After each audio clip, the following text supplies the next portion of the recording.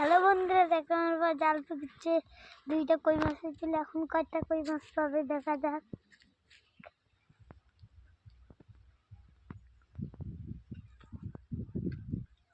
তোমরা সবাই ভালো আছো? আমরা সবাই ভালো আছি।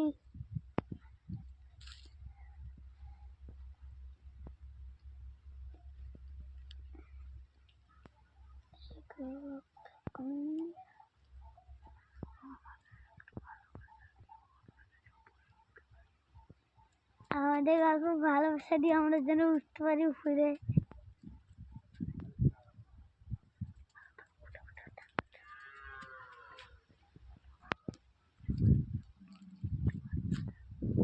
সবাইকে বলছি একটু ভালোবাসা দিও, তোমাদের মতন পৌঁছাতে পারবে না।